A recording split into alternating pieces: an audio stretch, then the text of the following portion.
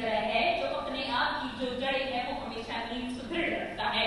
चाहे वो 73वां संशोधन कर पंचायती राज को मजबूत करना हुआ, शिक्षा को मौलिक अधिकार में लेकर आना हुआ, सारे सकारात्मक प्रभाव हमारे भारतीय संविधान में देखे जाते हैं।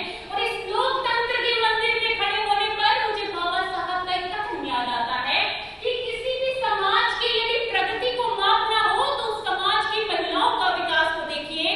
और यहीं पर मुझे हमारे भारतीय संविधान का 106वां संशोधन नजर आता है जहां पर लोकतंत्र में महिलाओं के लिए आरक्षण प्रदान किया गया था।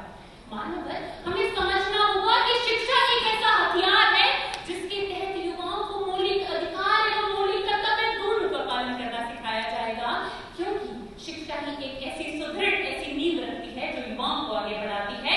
क्योंकि देश के विकास का अंदाजा केवल ऊंची बिल्डिंगों से नहीं, अभी तो फुटपाथ पर चलने वाले व्यक्ति के जीवन में संविधान का क्या प्रभाव पड़ता है उससे भी होता है। मानव दर्द से तो तब गुजरने लगता है जब मैं मेरे राष्ट्र के नागरिकों को धर्म के नाम पर लड़ते झगड़ते देखती हूँ, क्योंकि ये वही राष्ट्र है जिसके लिए मसूदे कुटुंब को करने की हुई है।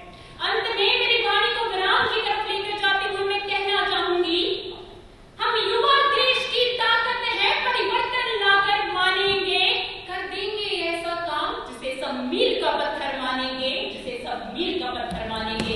यहाँ वो काम केवल एक भाषण देने के लिए नहीं, अभी तो आत्ममंथन करने के लिए है, संविधान को सम्मान देने के लिए है।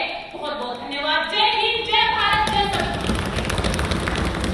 Thank you very much. Next participants